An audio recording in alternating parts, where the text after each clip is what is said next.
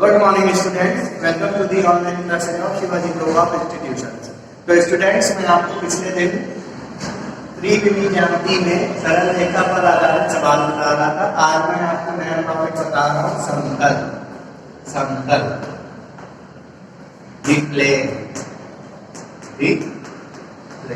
अब हम लोगों को इसमें समतल पढ़ना है। रेखा मैं आपको पढ़ा चुका हूँ, रेखा के जो क्वेश्चन है वो मैं आपको बताऊंगा, लेकिन उसके पहले समतल पढ़ना जरूरी है। तो बात करते हैं क्या होता है समतल। समतल जो होता है स्टूडेंट, सबसे पहले आपको पता होना चाहिए समतल क्या होता है। समतल ऐसी सतह या ऐसा पृष्ठ होता है, ऐसा पृष्ठ या ऐसी सतह कि जिस पर अगर हम दो बिंदु लें, ऐसा पृष्ठ या ऐसी सतह जिस पर यदि हम दो बिंदु लें तो उन दोनों बिंदुओं को मिलाने वाला रेखाखंड पूर्ण रूप से उस सतह पर ही स्थित होना चाहिए। जैसे ऐसा पृष्ठ अथवा सतह जिस पर यदि हम दो बिंदुओं को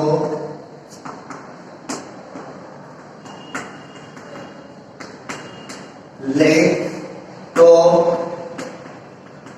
उन दोनों बिंदुओं को मिलाने वाला रेखाखंड, उन दोनों बिंदुओं को मिलाने वाला रेखाखंड, उन दोनों बिंदुओं को मिलाने वाला रेखाखंड पूर्ण रूप से उस सतह अथवा पृष्ठ पर स्थित होना चाहिए, स्थित हो, समतल कहलाता है। समतल यानी प्लेन कहलाता है। तो आपको डेफिनेशन याद रखनी है, ऐसी पृष्ठ अथवा ऐसा सतह जिस पर यदि हम दो बिंदु लें तो उन दोनों बिंदुओं को मिलाने वाला रेखाखंड उस समतल या उस पृष्ठ पर ही स्थित हो।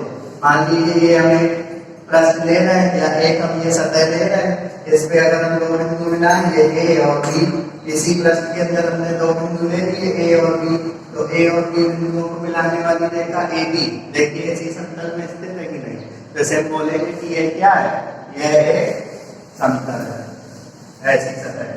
तो ऐसा पृष्ठ अथवा सतह जिस पर यदि हम दो बिंदुओं को ले तो उन दोनों बिंदुओं को मिलाने वाला रेखाखंड पूर्ण रूप से उस सतह अथवा पृष्ठ पर स्थित हो, तो उसे क्या कहते हैं, समतल कहते हैं। अब बात करते हैं समतल का व्यापक समीकरण क्या होता है। समतल का व्यापक अथवा समतल का व्यापक समीकरण, जनरल इक्वेशन ऑफ प्लेन। तो समतल का व्यापक समीकरण होता है ax plus by plus cz plus d is equal to 0। यानी जो समतल होता है उसका व्यापक समीकरण होता है x, y और z के पदों में रैखिक समीकरण। यानी x, y और z के पदों में जो रैखिक समीकरण होता है उसे हम समतल का व्यापक समीकरण बोलते हैं। तो इसको आपको याद रखना है, समतल का व्यापक समीकरण होता है ax plus by plus cz plus d बराबर 0। कुछ मैं आपको सूत्र बता रहा हूँ, इन सूत्रों का प्रयोग करेंगे, इन सूत्रों से संबंधित सवाल आपसे पूछे जाते हैं। पहला सूत्र, एक बिंदु वेक्टर ए से होकर जाने वाले, एक बिंदु वेक्टर ए का मतलब समझिए उस बिंदु का स्थिति सदिश है वेक्टर ए। तो एक बिंदु वेक्टर ए से होकर जाने वाले तथा दो असमांतर सदिशों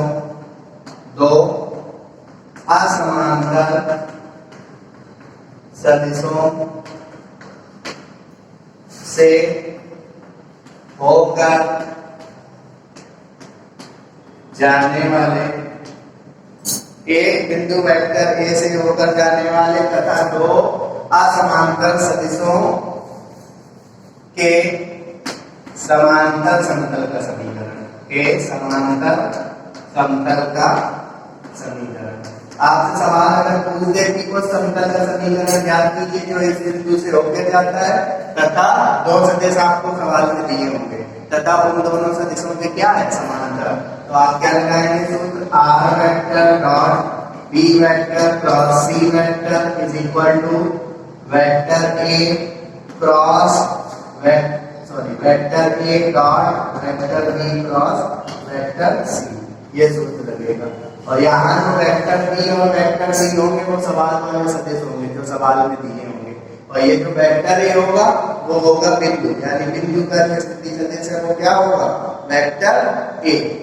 इसी को एक और सूत्र से भी दिखा सकते हैं, आर वेक्टर बराबर a vector plus t into b vector plus s into c vector, जहाँ पे टी और एस क्या है, टी और एस सदिश है।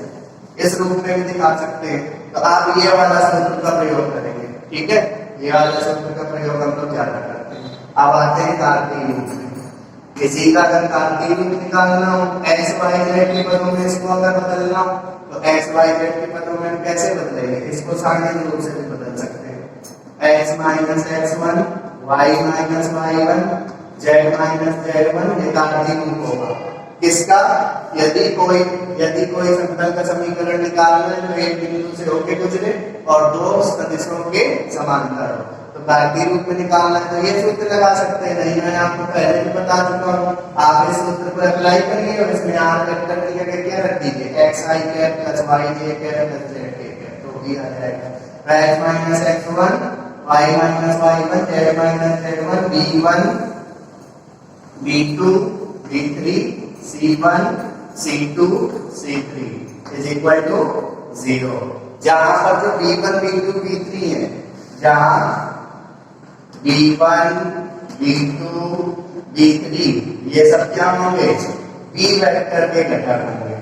B वेक्टर के घटक, घटक का मतलब I कैप का गुणा K कैप का गुणा K कैप का गुणा है, और C1, C2, C3 किसके होंगे, C वेक्टर के घटक होंगे। तो आपको ये सूत्र याद रखने हैं, तो मैं लिखा रहा हूँ सूत्र इसमें काफी है, सूत्रों का प्रयोग करना है। तो अगर कोई समतल एक बिंदु वेक्टर ए से होके जा रहा है, मतलब बिंदु का स्थिति सदिश वेक्टर ए दिया है और दो सदिशों के समांतर है, तो कौन सा सूत्र प्रयोग करेंगे, r dot b cross c is equal to vector a dot b cross c. ये वाला सूत्र लगाने की जरूरत नहीं है, समतल की पहचान जो होती है वो आर वेक्टर के डॉट में कुछ होता है, और ये आर वेक्टर बराबर निकलने देखा कि समीकरण होना चाहिए, तो आप इस सूत्र का प्रयोग करेंगे। और अगर कार्तीय रूप में बनाना हो तो इस सूत्र का प्रयोग करेंगे, ठीक है स्टूडेंट्स, ये आपको याद रखना है।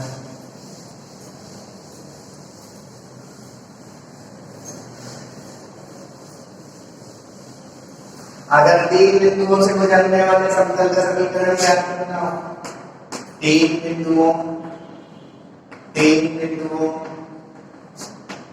x1 y1 z1 x2 y2 z2 तथा x3 y3 z3 से गुजरने वाले, बस इतने सूत्रों को आपको सही से याद करना है, से गुजरने वाले समतल का समीकरण। तो क्या होगा गुजरने वाले समतल का समीकरण, आर वेक्टर डॉट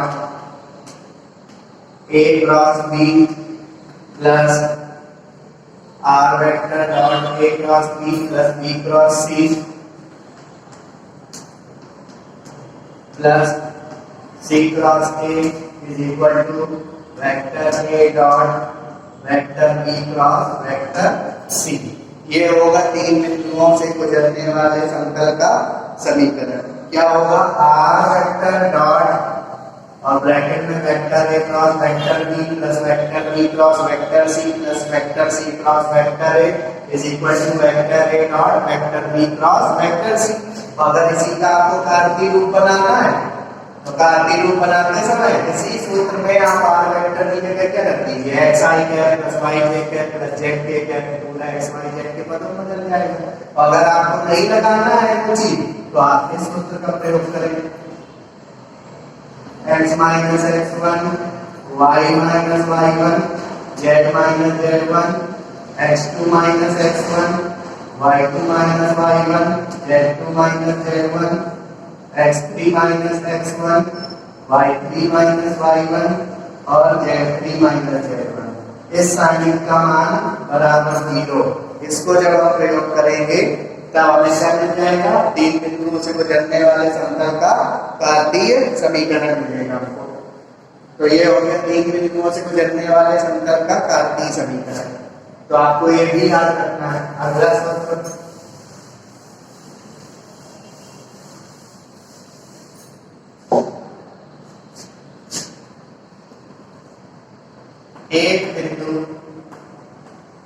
एक बिंदु वेक्टर ए से गुजरने वाले, एक बिंदु वेक्टर ए से गुजरने वाले तथा एक सदिश एन वेक्टर पर लंब समतल का समीकरण, लंब समतल का समीकरण क्या होगा? r vector dot n vector is equal to a vector dot n vector. तो अगर हमें ऐसे समतल का समीकरण निकालना हो जो एक बिंदु से गुजर रहा हो और दूसरे सदिश पे क्या हो? लंब। तो जो बिंदु से गुजर रहा है उस बिंदु के स्थिति सदिश को वेक्टर ले लेंगे और जिस सदिश पे लंब है, तो किस सदिश पे लंब है? वेक्टर n पे लंब है। तो इसका क्या लगेगा सूत्र? समतल का r vector dot n vector is equal to vector a dot vector n। चौथा, एक बिंदु x1, y1, z1 से गुजरने वाले, एक बिंदु x1, y1, z1 से गुजरने वाले समतल का समीकरण क्या होता है? a ब्रैकेट में x minus x1 plus b फिर ब्रैकेट में y minus y1 plus c bracket में z minus z1 is equal to 0। जहां a b c ये जो होती हैं वो समतल पर खींचे गए लंब के क्या होते हैं? दिक् अनुपात होते हैं। तो आपको याद रखना है कि अगर कोई भी समतल एक बिंदु से गुजरता है तो एक बिंदु से गुजरने वाले समतल का समीकरण क्या होता है? एक बिंदु से गुजरने वाले समतल का समीकरण होता है a ब्रैकेट में x minus x1 plus b bracket में y minus y1 plus c bracket में z माइनस z1। तो इसमें जो a b और c होते हैं वो समतल पर खींचे गए लंब के क्या होते हैं? दिक् अनुपात होते हैं।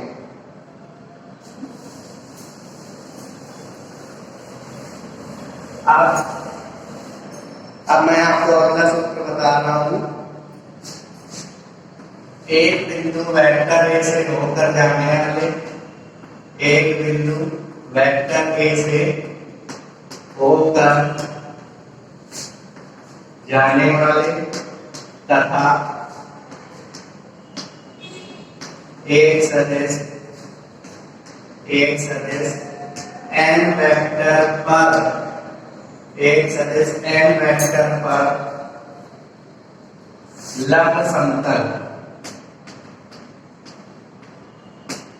एक बिंदु वेक्टर ए से होकर जाने वाले तथा एक सदिश वेक्टर n पर लंब समतल पर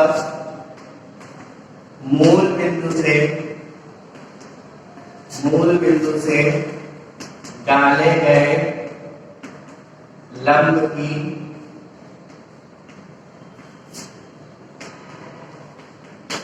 लंबाई।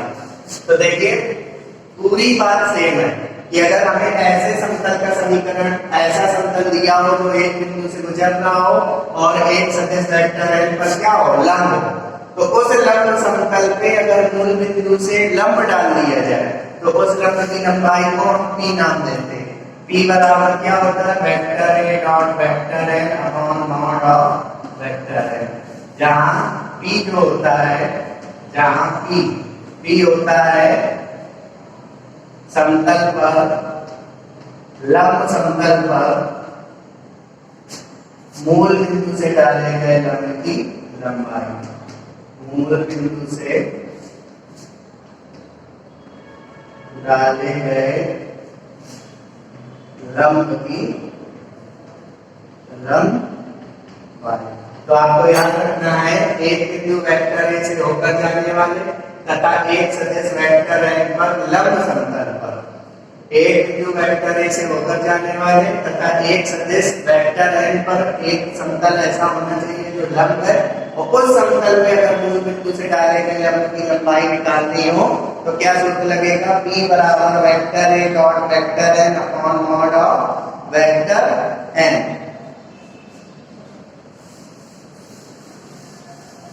अगला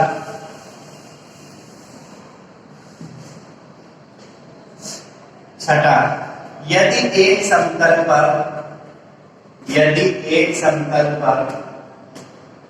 खींचे गए अभिलंब, यदि एक समतल पर खींचे गए अभिलंब का मतलब लंब, यदि एक समतल पर खींचे गए लंब की दिक् कोज्याएं क्या है?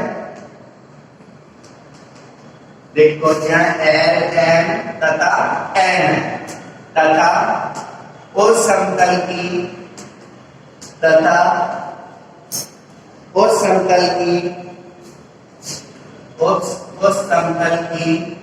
मूल बिंदु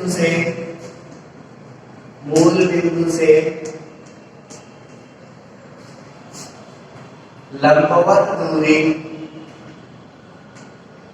T है, तो समतल का समीकरण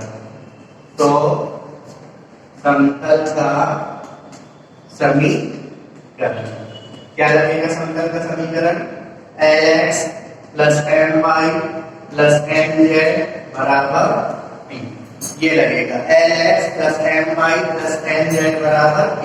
यहाँ जो L M N होती है वो समतल पर खींचे गए अभिलंब की दिक् कोज्याएं होती है।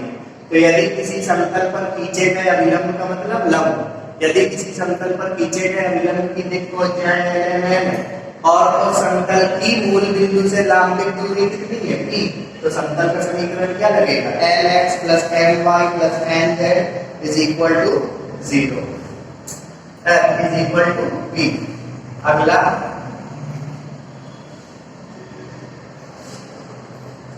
एक समतल R dot N is equal to D1, R dot N is equal to D1, R vector dot N vector is equal to D1। देखिए R वेक्टर भी एक सदिश है, N वेक्टर भी एक सदिश है, तो जब दो सदिशों का डॉट गुणनफल करते हैं तो हमेशा अदिश प्राप्त होता है। तो R vector dot N vector बराबर जो D1 है उसमें वेक्टर नहीं लगा, यानी D1 क्या है? अदिश। तो यदि समतल इस रूप का है R vector dot N vector is equal to D1, तो इसी के समांतर समतल का समीकरण, इसी के समांतर समतल का समीकरण क्या होगा? ये पोर्शन नहीं बदलेगा, R vector dot N vector is equal to D1 की जगह कुछ और हो जाएगा, D2 हो जाएगा, D1 की जगह कुछ और हो जाएगा, D2 हो जाएगा। ये आपको याद रखना स्टूडेंट्स। सो स्टूडेंट्स, अब मैंने सवाल लिए हुए हैं इन्हीं सूत्रों पर आधारित, धीरे धीरे आपको समझ में आएगा। क्या कह रहा है? वो समतल का समीकरण ज्ञात कीजिए, यानी हमको समतल का समीकरण निकालना है। अगर बोल रहा है समतल का समीकरण ज्ञात कीजिए तो आपको कार्तीय रूप में नहीं लाना, R वेक्टर डॉट वाले रूप में लाना है। तो उस समतल का समीकरण ज्ञात कीजिए जो इस बिंदु से होकर गुजरता है। देखिए इस बिंदु की स्थिति सदिश दी है, तो इस बिंदु से होकर गुजरता है और दो सदिश दिए हैं सवाल में, इन दोनों सदिशों के समांतर है। तो मैंने आपको पहला सूत्र लिखाया था, उस समतल का समीकरण जो वेक्टर ए से गुजरता है तथा दो सदिशों वेक्टर बी और वेक्टर सी के क्या है? समांतर है। तो कौन सा सूत्र लगेगा? यहाँ माना ए वेक्टर किसको लेंगे? बिंदु को, 2i cap plus 2j cap plus का 2k कैप, और इन दोनों सदिशों को वेक्टर बी और वेक्टर सी, और ये दोनों सदिश कैसे होने चाहिए, ये दोनों सदिश असमांतर होने चाहिए। तो दोनों सदिश असमांतर है, आप चेक कर सकते हैं। अगर दो सदिश समांतर होंगे तो मैंने क्या बताया, दोनों के आई कैप जे कैप और के कैप के गुणांकों का अनुपात बराबर होना चाहिए। तो ये दोनों सदिशों में आई कैप जे कैप और के कैप के गुणांकों का अनुपात बराबर नहीं है। तो मैंने सूत्र में लिखाया था एक बिंदु वेक्टर ए से गुजरने वाले तथा दो असमांतर सदिशों वेक्टर बी और वेक्टर सी के समांतर समतल समीकरण। तो ये दोनों वेक्टर क्या है, असमांतर है। दूसरी चीज आप इसमें ऐसे भी चेक कर सकते हैं, दो सदिश समांतर कब होते हैं, जब उन दोनों सदिशों का क्रॉस गुणनफल क्या हो, 0। तो इन दोनों सदिशों का क्रॉस गुणनफल 0 नहीं है, इस वजह से ये दोनों सदिश कैसे हैं, असमांतर। तो एक सदिश को वेक्टर बी, एक सदिश को वेक्टर सी, और जो बिंदु वाला स्थिति सदिश है उसे वेक्टर ए ले रहे हैं। तो -3i cap plus 4j cap minus 7k cap, और सी वेक्टर बराबर 2i cap plus 0j cap लिखे ले रहे प्लस 9k कैप। तो लिखेंगे हम जानते हैं एक बिंदु वेक्टर ए से गुजरने वाले, पूछे जाते हैं इस तरीके के सवाल, वेक्टर ए से गुजरने वाले तथा दो असमांतर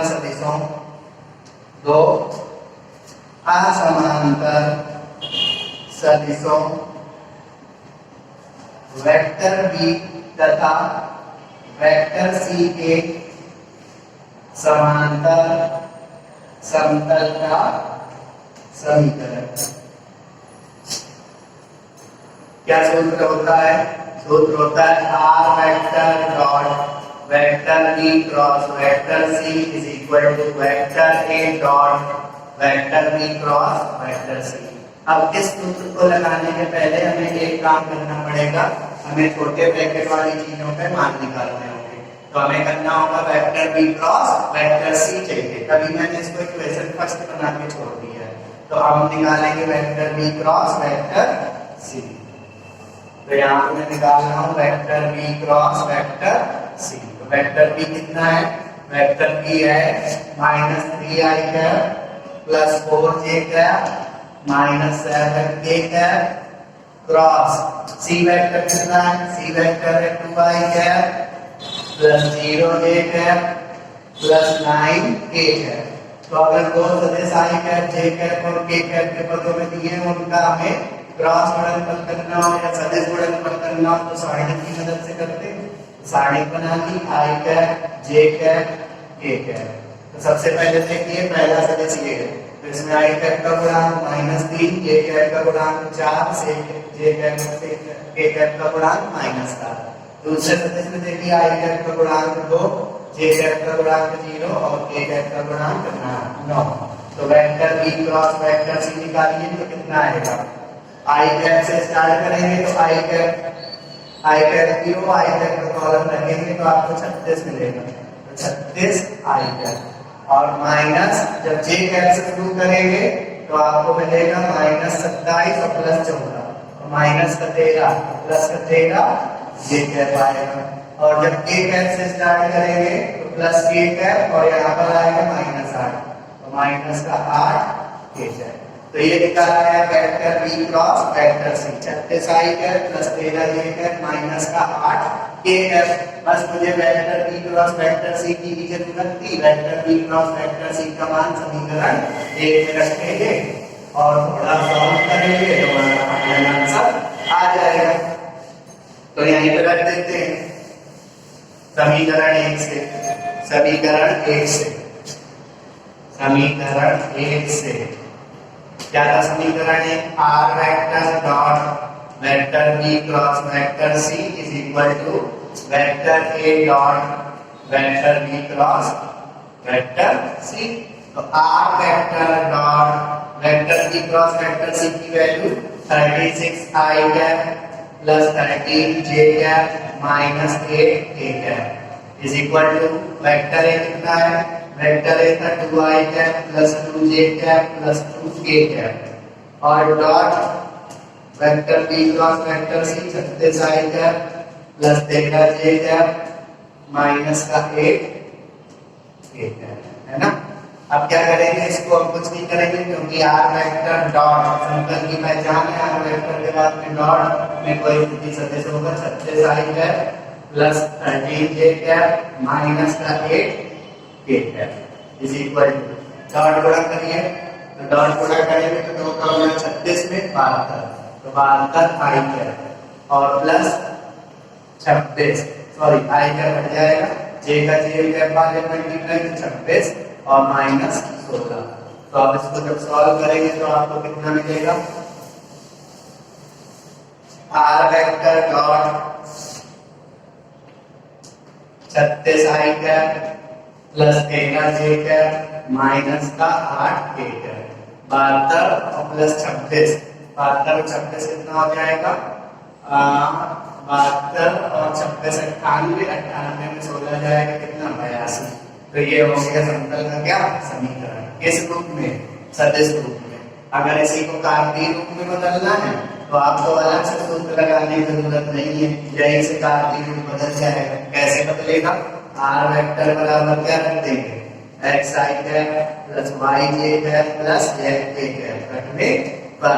ऐसा आपको कब करना है, जब आपसे कार्तीय रूप पूछे, ना पूछे तो आप इतना ही आंसर छोड़ेंगे। तो रखिए आर वेक्टर की जगह x i cap plus y j cap plus z k cap dot 36 i cap plus 13 j cap minus 8 k cap is equal to 82।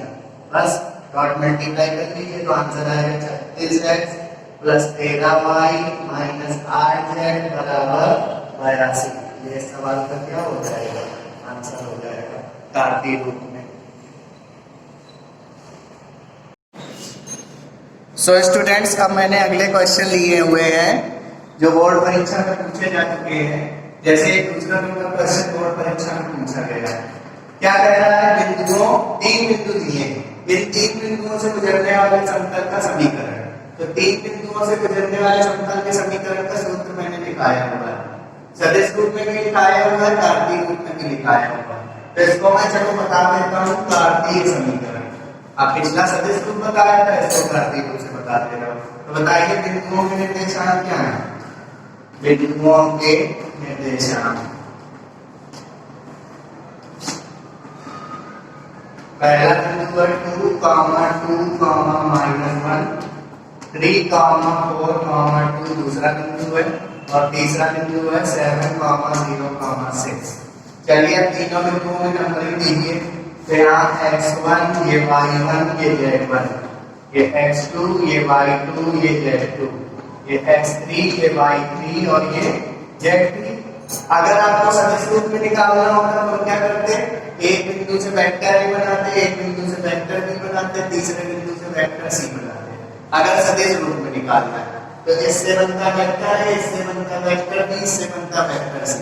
फिर क्या करते हैं, 3 बिंदुओं से गुजरने वाले समतल का सदिश समीकरण का सूत्र लगाते। कौन सा, आर वेक्टर डॉट ब्रैकेट में a cross b plus b cross c plus c cross a vector के पदों में is equal to vector a dot vector b cross vector c। फिर हम सबके मान निकाल के उसमें रखते तो आंसर आ जाता। अब इसको कार्तीय रूप में निकालना है तो हमें सदिश रूप में बदलने की जरूरत नहीं है।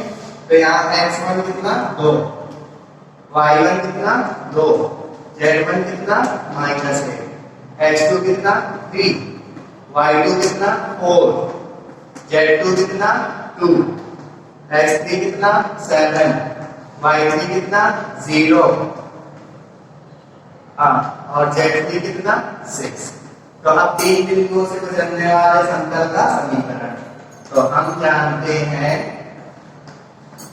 3 बिंदुओं से गुजरने वाले समतल का समीकरण, 3 बिंदुओं से गुजरने वाले समतल का समीकरण, समतल का समीकरण क्या सूत्र होता है, यहाँ पे लिख दे रहा हूँ। डिटरमिनेंट सहायक होती है x minus x1, y minus y1, z minus z1, या x2 minus x1, y2 minus y1, z2 minus z1, और तीसरी row x3 minus x1, y3 minus y1, z3 minus z1। Is equal to 0। इस सारणी को solve करने में जो समीकरण प्राप्त होगा वही समतल का क्या होगा समीकरण। तो कैसे बनेगी, डिटरमिनेंट x माइनस x1 की वैल्यू कितनी है 2, फिर y माइनस y1 की वैल्यू कितनी है, y1 की वैल्यू है 2, z माइनस z1 की वैल्यू है -1, तो यहाँ पर z प्लस 1 हो जाएगा। अब क्या करना है, x2 माइनस x1, तो x2 में x1 घटा दीजिए तो 3 में जो बचा क्या 1, y2 में y1 घटाइए 4 में 2 घटाएंगे 2, z2 में z1 घटाइए 2 में -1 घटाएंगे जुड़ जाएगा 3 हो जाएगा। x3 माइनस x1 करिए 7 माइनस 2 5, y3 माइनस y1 करिए 0 माइनस 2 माइनस 2, और z3 माइनस z1 करिए तो आएगा 7 इज इक्वल टू 0। अब इस सारणी को हम हल करेंगे, इस सारणी का प्रसार करेंगे, इस सारणी का प्रसार करने में जो भी समीकरण प्राप्त होगा वही समतल का क्या हो जाएगा समीकरण। तो प्रथम पंक्ति से प्रसार करने पर, प्रथम पंक्ति से प्रसार करने पर चिन्ह आपको पता होना चाहिए प्लस माइनस प्लस प्रथम पंक्ति के, तो सबसे पहले ब्रेक होगा x माइनस 2 से, x माइनस 2 से ब्रेक करेंगे, x माइनस 2 की के स्तंभ को x माइनस 2 की पंक्ति को कैंसिल करेंगे, सॉल्व करने पे आएगा 14 और प्लस 6, 14 प्लस 6 लिखे दे रहे हैं 14 प्लस 6।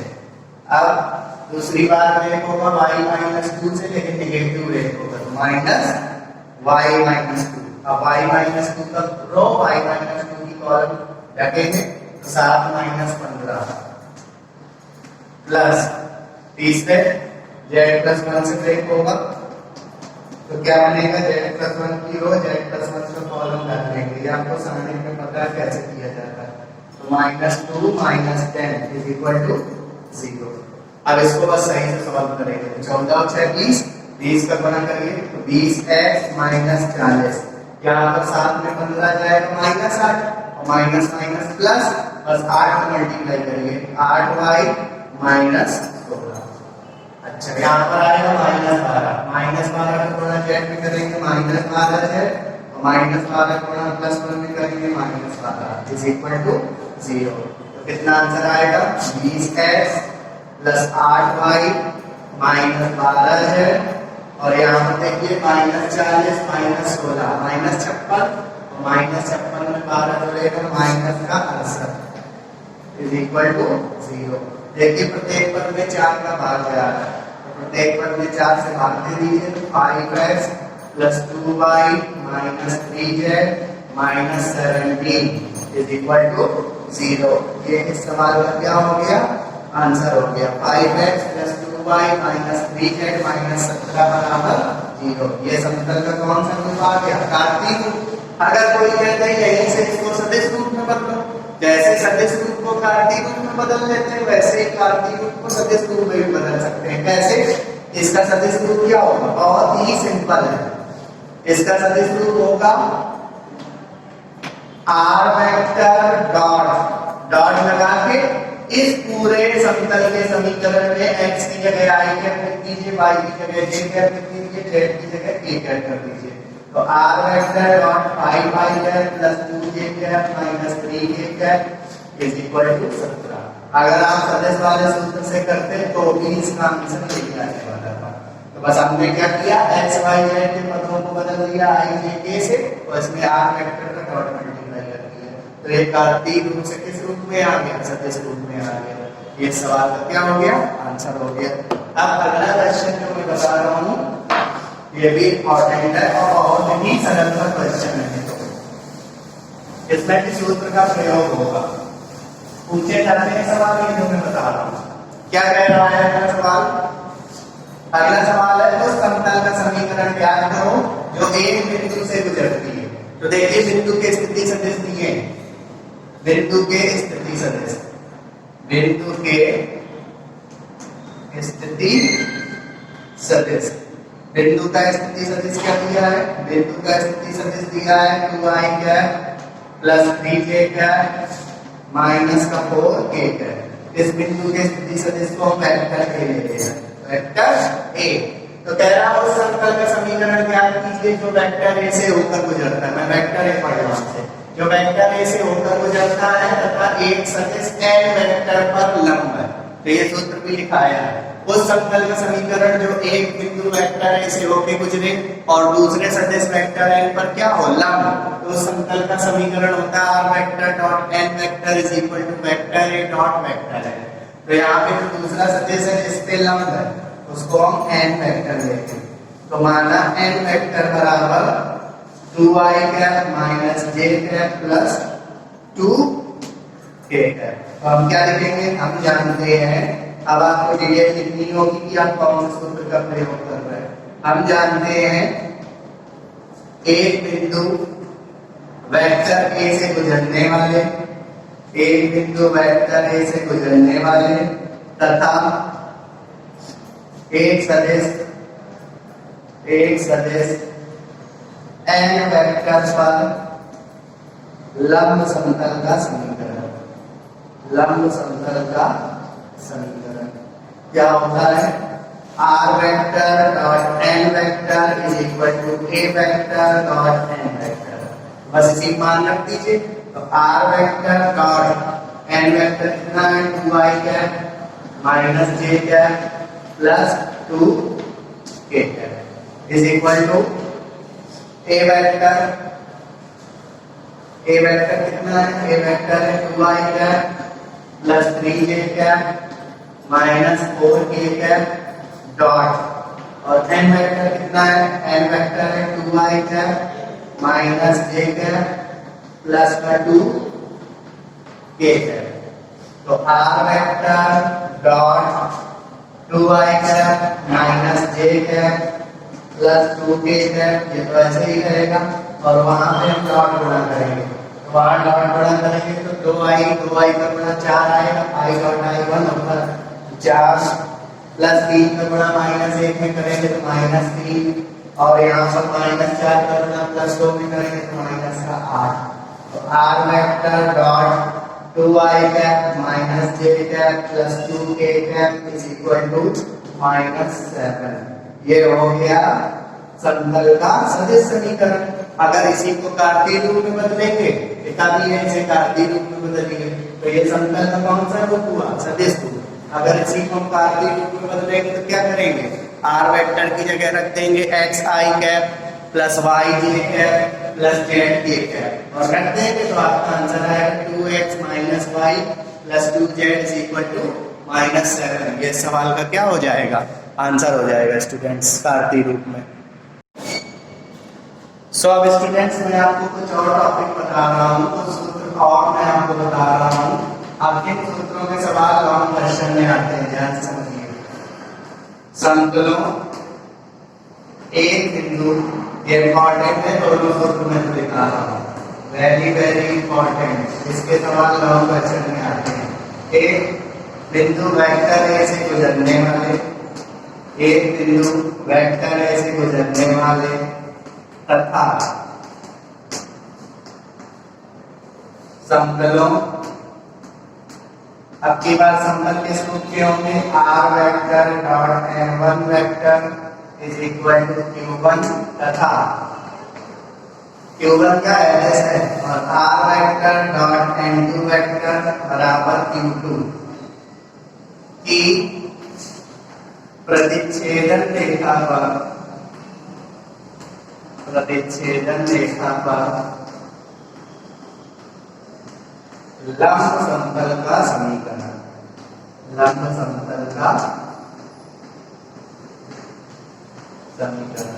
तो देखिए अगर कोई भी समतल एक बिंदु से गुजर, कोई भी समतल उस समतल का समीकरण जो एक बिंदु वेक्टर ए से गुजर रहा हो तथा दो समतलों, दोनों समतल किस रूप के होने चाहिए, आप इसको ऐसे पढ़ें, दो समतलों r vector dot n1 vector बराबर q1 तथा r vector dot n2 vector बराबर q2 दोनों की प्रतिच्छेदी रेखा, यदि दोनों समतल एक दूसरे को अगर कहीं पर काट रहे हैं, दोनों की प्रतिच्छेदन रेखा पर लंब समतल का समीकरण निकालना।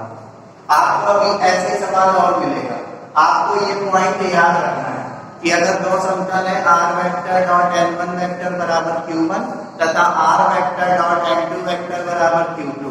इन दोनों समतल, अगर दो समतल इस रूप के हैं, r vector dot n1 vector बराबर q1 तथा r vector dot n2 vector बराबर q2, इन दोनों समतलों की प्रतिच्छेदन रेखा पर लंब समतल का समीकरण पूछे। मेन चीज है प्रतिच्छेदन रेखा पर लंब समतल का समीकरण पूछे और वो समतल किसी एक बिंदु से गुजर रहा हो, तो इसका सूत्र क्या लगेगा, r vector dot n1 vector cross n2 vector is equal to vector a dot n1 vector cross n2 vector.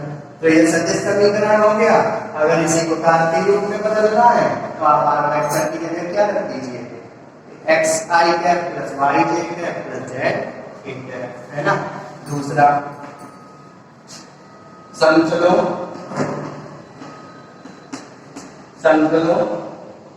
r vector dot n1 vector बराबर q1 तथा r vector dot n2 vector बराबर q2 से की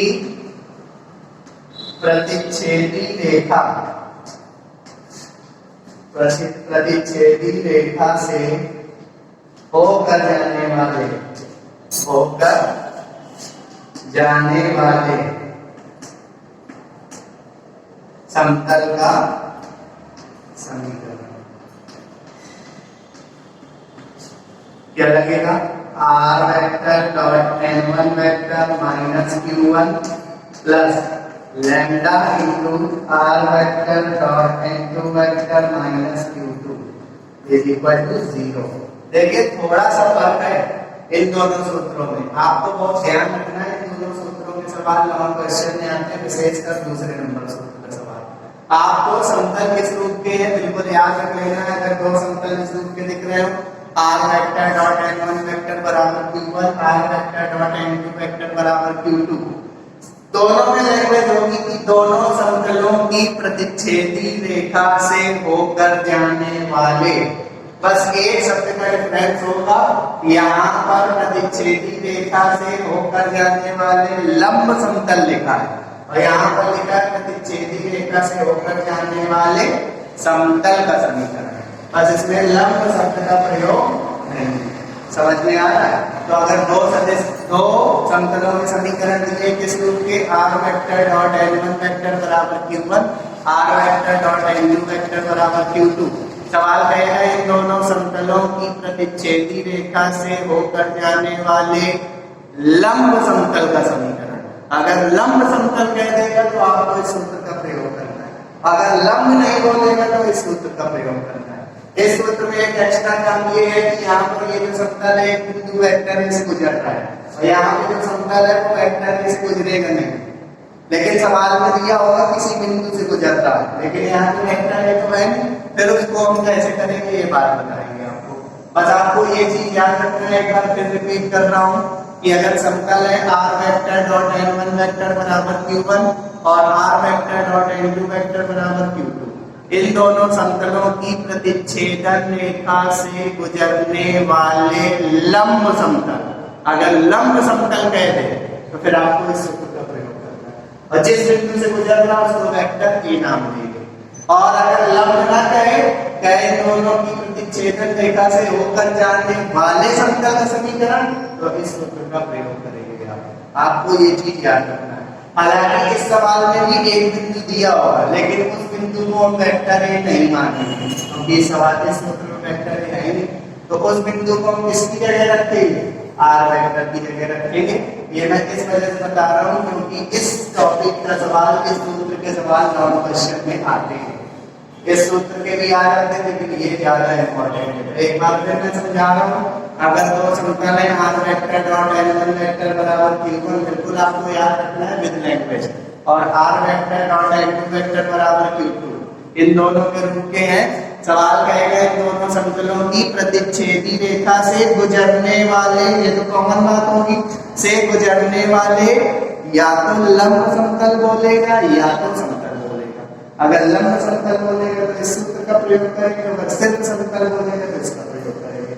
उसमें जो बिंदु दिया होगा उसको वेक्टर ए लेंगे और इस केस में जो जिस बिंदु से गुजर रहा है उसको वेक्टर r की जगह रखेंगे। सॉल्व कैसे करेंगे ये मैं आपको बताऊंगा अभी।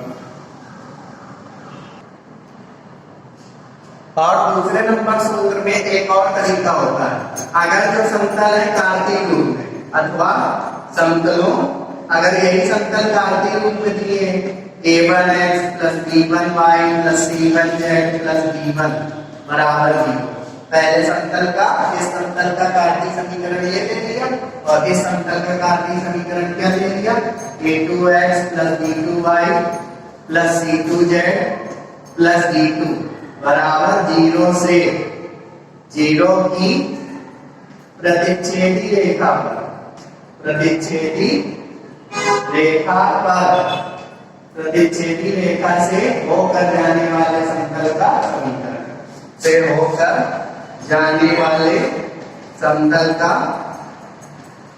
समीकरण।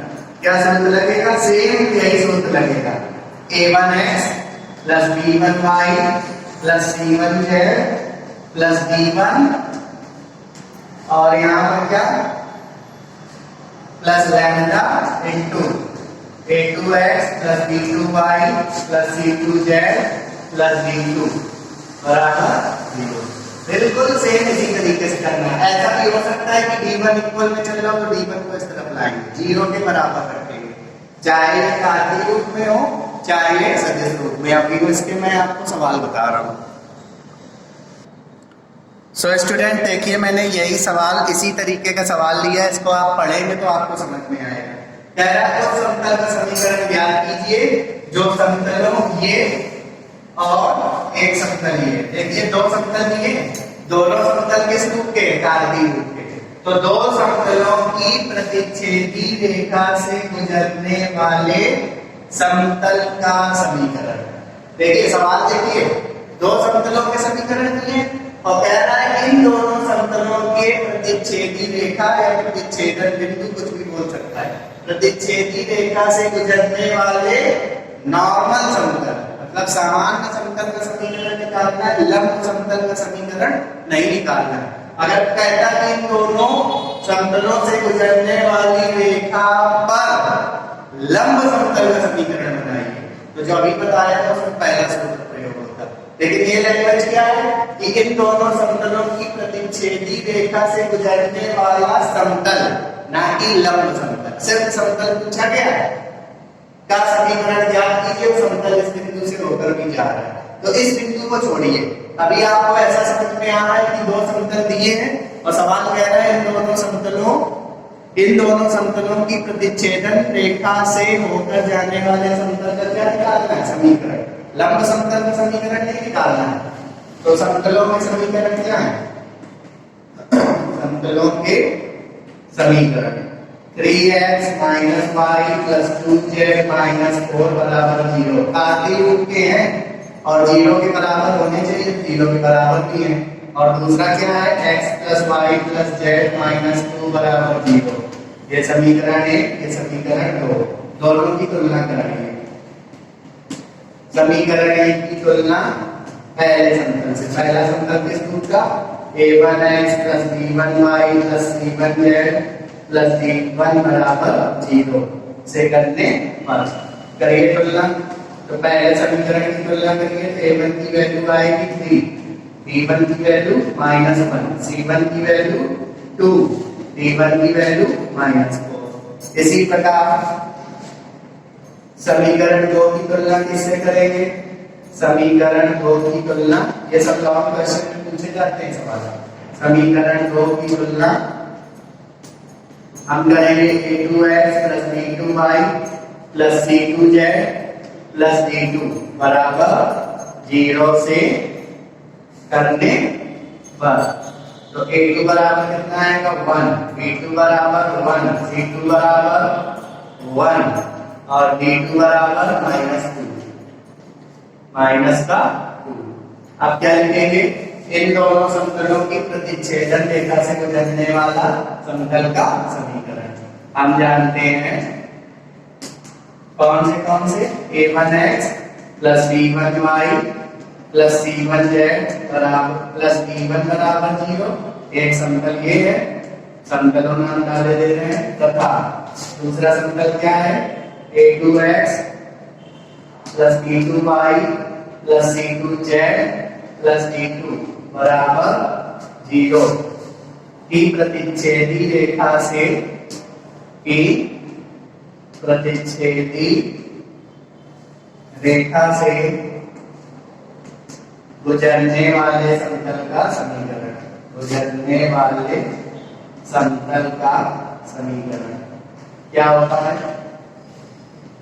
पहला समतल का समीकरण है a1x plus b1y plus c1z plus d1 और प्लस लैम्डा इनटू सेकेंड समतल का समीकरण a2x plus b2y plus c2z plus d2 zero नहीं लेते हैं तो इज इक्वल टू 0 ये होता है सूत्र में इसी सूत्र का प्रयोग करेंगे मान रख दीजिए a1 b1 c1 d1 के a2 b2 c2 d2 के तो जब मान रखेंगे तो आपको प्राप्त होगा 3x minus y plus 2z minus 4 plus lambda bracket में x plus y plus z और d2 की वैल्यू -2 इज इक्वल टू 0 ये समीकरण है अब ये समीकरण 3 बस एक पॉइंट बचा अगर हमें लैम्डा का मान मिल जाए तो ये सवाल लग जाएगा लैम्डा के मान निकालने के लिए एक चीज दी गई है ये समतल किस बिंदु से गुजर रहा है 2, 2,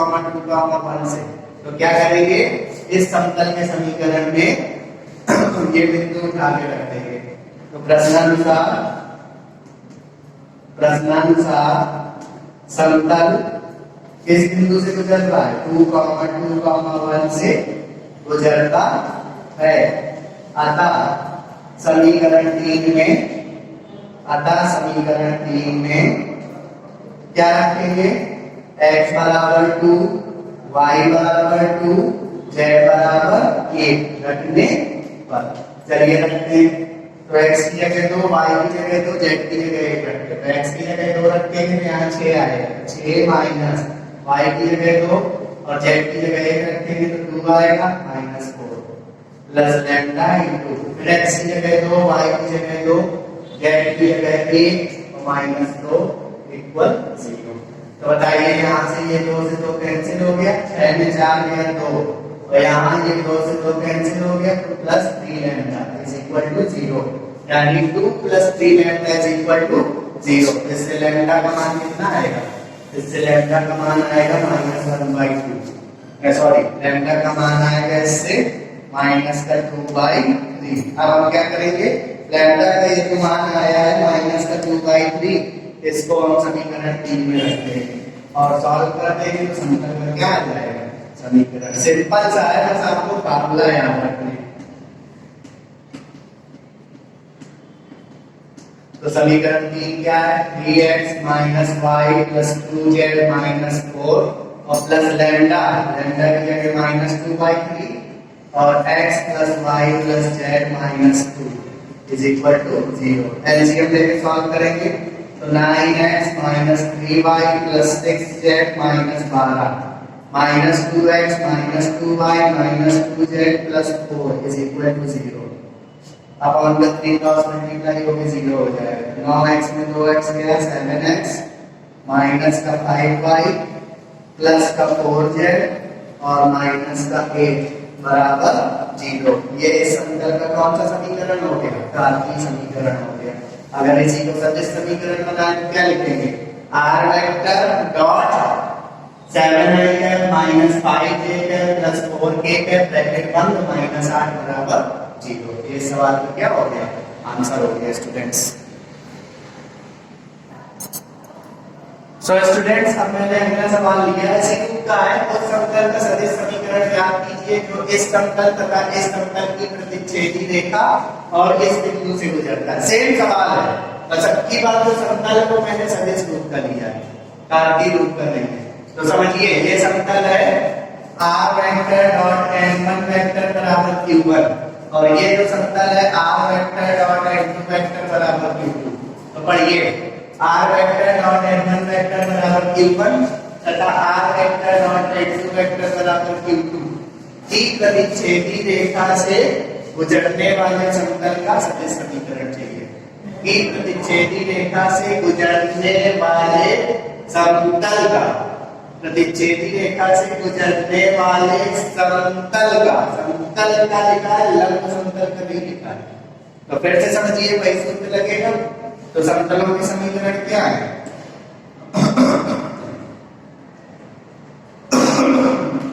लेकिन अब की बात में सूत्र लगेगा वो सदिश रूप का लगेगा, क्योंकि ये कार्तीय रूप में नहीं है। आप चाहें तो इसको कार्तीय रूप में बना के और फिर कार्तीय रूप वाला सूत्र लगा सकते हैं, वो भी सरल रहेगा। लेकिन अब मैं आपको सदिश रूप से बता रहा हूँ, क्योंकि इसी रूप में ज्यादा पूछे जाते हैं ऐसे सवाल। इज इक्वल टू 9, समीकरण 2। तो अब आप तुलना करिएगा, समीकरण 1 की तुलना करिएगा किससे? r vector dot n1 vector बराबर q1 से। तो n1 वेक्टर कितना है? n1 वेक्टर है 2i cap plus 2j cap minus 3k cap, और q1 कितना है? 7। n2 वेक्टर कितना है? n2 वेक्टर है 2i cap plus 5j cap, sorry हाँ plus 5j cap plus 3k cap, और q2 कितना है? q2 है 9। तो आप बताइए कौन सा सूत्र लगाएं? समतल के समीकरण का कौन सा सूत्र लगेगा?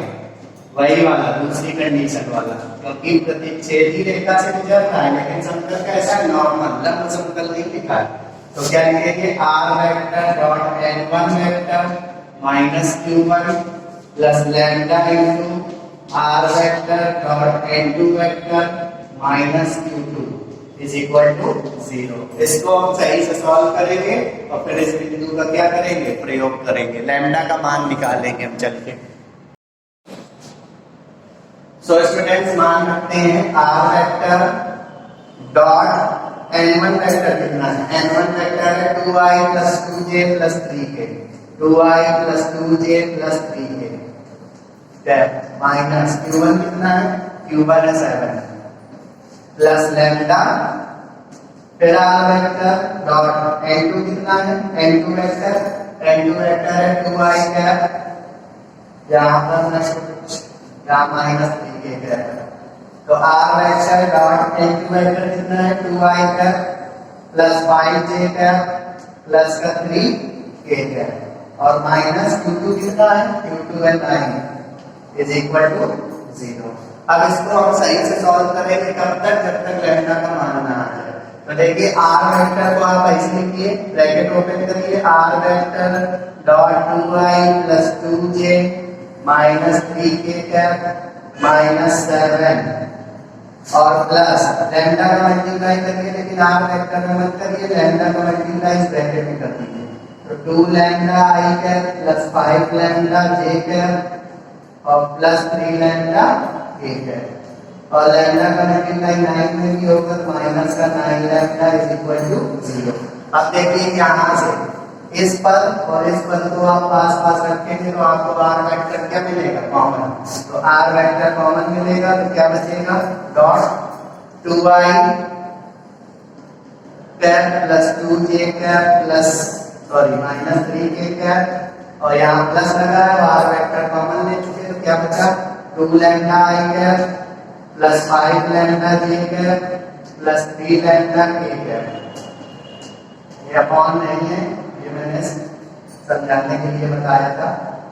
ब्रैकेट बंद, और वो पद जिनमें r वेक्टर का मल्टीप्लाई नहीं चल रहा था वो पद है माइनस का 7 माइनस का 9 लैम्डा इज इक्वल टू 0। थोड़ा और सॉल्व हो रहा है। r vector dot i cap वाले पदों को पास में रख के सिर्फ i कैप कॉमन लीजिए, तो i कैप कॉमन लेंगे तो बचेगा 2 plus 2 lambda into i cap.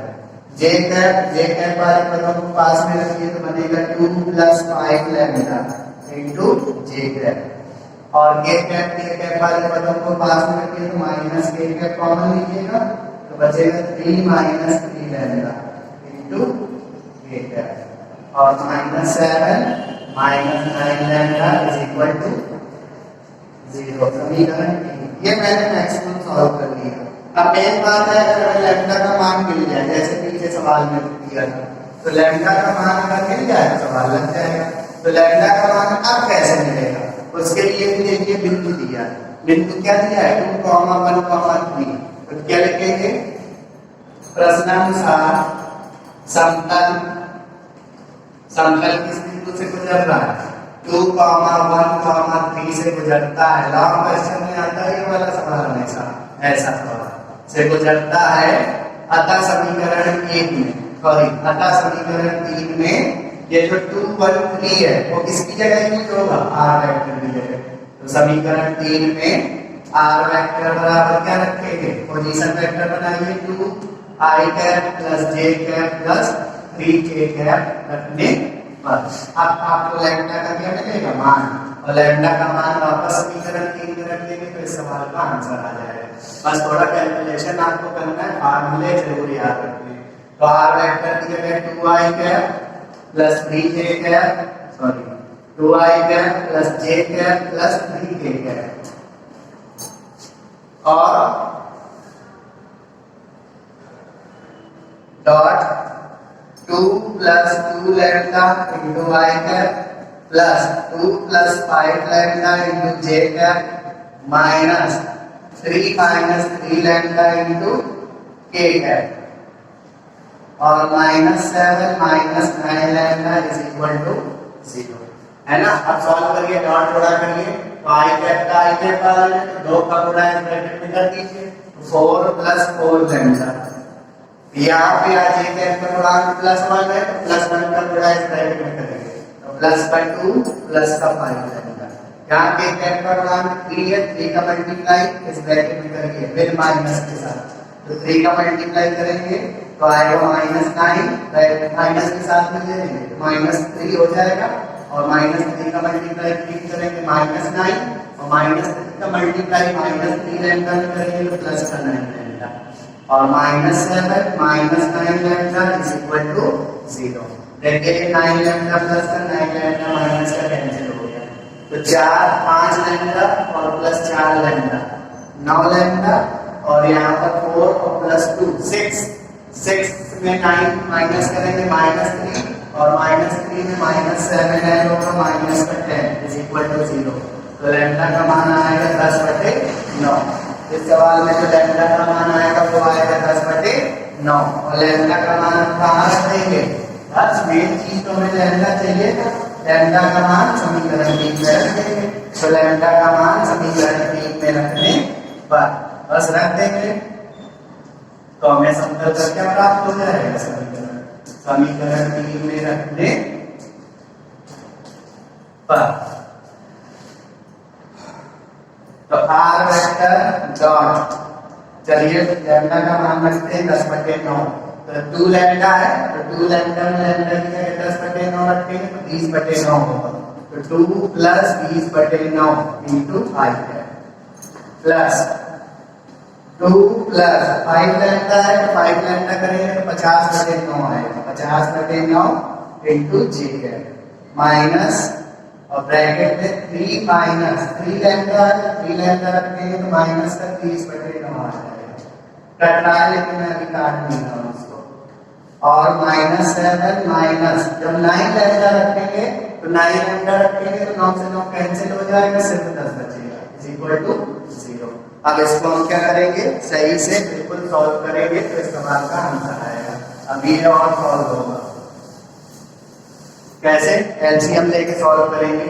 यहाँ पे इसको सॉल्व करिए तो 9 दूनी 18 और प्लस 20 38 38/9 आई कैप। यहाँ पर कितना 9 दूनी 18 18 और 50 68 68/9 इंटू जे कैप। और यहाँ पे मैं काट नहीं रहा हूँ 3 से कट रहा है मैं ऐसे ही सॉल्व कर देता हूँ। 9 3 27 27 से 30 किया -3 माइनस माइनस प्लस 3/9 इंटू के कैप। मैंने क्यों नहीं काटा? मेरे आशा लेने की जरूरत नहीं पड़ेगी और -17 हो जाएगा और तरफ ले जाएंगे तो +17। यहाँ पे आपको 9 जब इसमें आप जोड़ेंगे तो r बराबर है 9 को एक बार लिख दीजिए तो r vector dot 38 i cap plus 68 j cap plus 3 k cap upon 9 9 का 4 गुणा कर दीजिए 17 में 17 नहीं है 153। ये सवाल का क्या हो गया? आंसर सदिश समीकरण हो गया। अगर इसी को कार्तीय रूप में बदल लेंगे तो अभी इसी में आर वेक्टर की जगह क्या रख देंगे? x i cap plus y j cap plus z j cap. अब मैं क्या कर रहा हूँ स्टूडेंट्स, इसी सवाल को मैं फिर से लिए दे रहा हूँ लेकिन थोड़ी सी लैंग्वेज बदल रहा हूँ। तो एक और सूत्र प्रयोग में आ जाएगा कि प्रतिच्छेदी रेखा पर लंब हो तथा बिंदु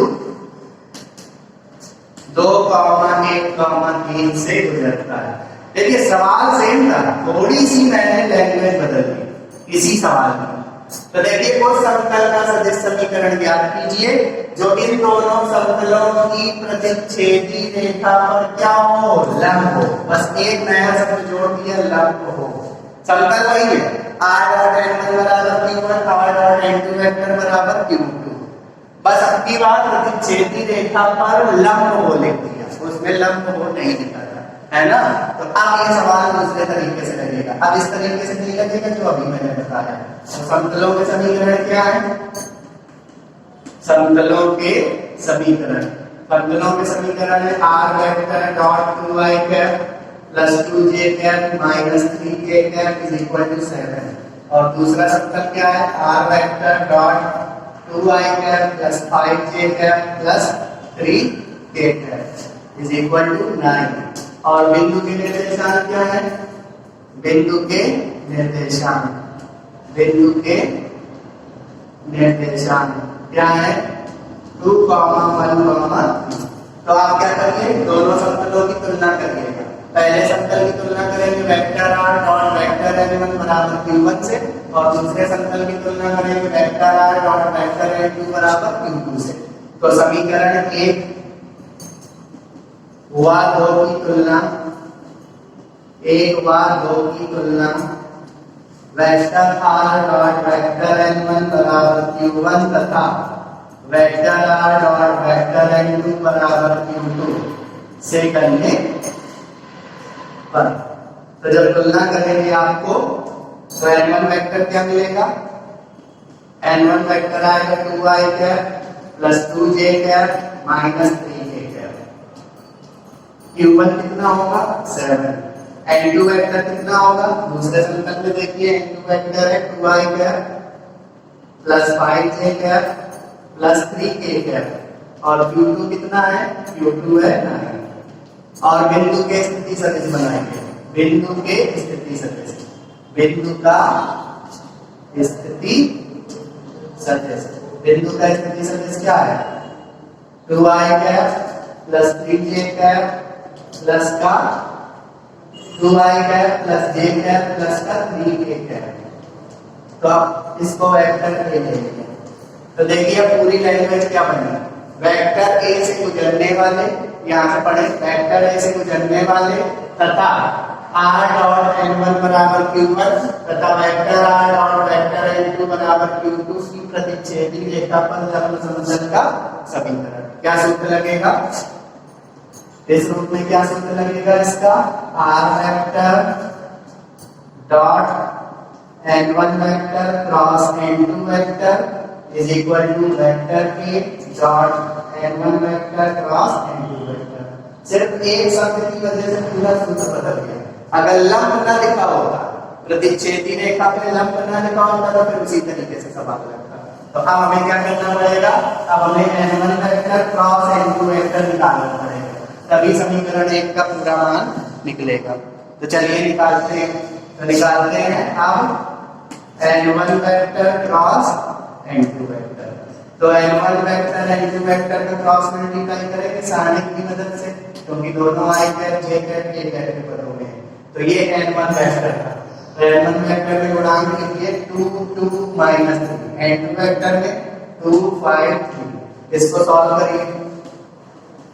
तो सबसे पहले i कैप से 1 होगा तो आएगा 6 प्लस 15, 6 प्लस 15 यानी 21 i कैप माइनस, जब j कैप से ब्रेक करेंगे तो आएगा 6 प्लस 6 12 j कैप। और जब k कैप से सॉल्व करेंगे तो 10 माइनस 4 यानी 6k कैप।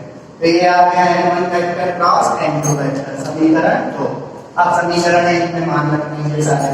तो समीकरण 1 से क्या था, r vector dot n1 vector cross n2 vector बराबर vector a dot n1 vector cross n2 vector, तो r vector dot n1 cross n2 कितना है 21 i cap minus 12 j cap plus 6 k cap is equal to vector a कितना है, vector a है 2i cap plus j cap plus 3k cap dot n1 vector cross n2 vector कितना है 21 i cap minus 12 j cap plus का 6 k cap. अब यहाँ से देखिए मैं इसको दाईं तरफ सॉल्व कर दे रहा हूँ पूरा, इस सवाल का आंसर आ जाएगा। तो r वेक्टर डॉट यहाँ से आपको 3 कॉमन मिल रहा है, 3 कॉमन मिल रहा है। देखिए तो कितना बचेगा 7i cap minus 4j cap plus 2k cap is equal to, यहाँ डॉट गुणा करिए तो 2 का गुणा 21 में होगा, i कैप वालों गुणा करिए तो 21 दूनी 42 और यहाँ j कैप का गुणांक प्लस 1 का गुणा माइनस 12 में तो माइनस 12 और 3 इंटू 6 18। इसको जब सॉल्व करेंगे तो r वेक्टर डॉट 3 ब्रैकेट में 7i cap minus 4j cap plus 2k cap 42 में 12 कैप कितना स्टूडेंट्स 30 और 30 में 18 जुड़ेगा 48 और ये 3 क्या है कांस्टेंट, कांस्टेंट आप हटा सकते हैं, 3 का भाग दे दीजिए तो 48 में 3 का भाग चला जाएगा तो कितना बचेगा उसका 16 बचेगा। तो इस सवाल का फाइनल आंसर ये हो गया, ये समीकरण क्या आ गया समीकरण। अगर इसी को कार्तीय रूप में बदलेंगे तो r वेक्टर बराबर क्या रखेंगे xi cap plus ij cap plus z into k cap. तो स्टूडेंट्स आज की क्लास के लिए इतना ही बहुत है। आज की क्लास में मैंने आपको त्रिविमीय ज्यामिति में समतल टॉपिक के बारे में बताया और लगभग मैंने सारे क्वेश्चन करा दिए। लास्ट में जो क्वेश्चन पढ़ाए हैं ये लॉन्ग क्वेश्चन में आते हैं, बस आपको जरूरी है कि सूत्र सही से याद रखें। अब मैं आपको अगले दिन इस चैप्टर की बची हुई चीजें कुछ ही बची हैं, उसमें कुछ तरीके के सवाल और हैं जो मैं आपको बताऊंगा, देन ये चैप्टर भी फिनिश हो जाएगा स्टूडेंट्स। Thank you.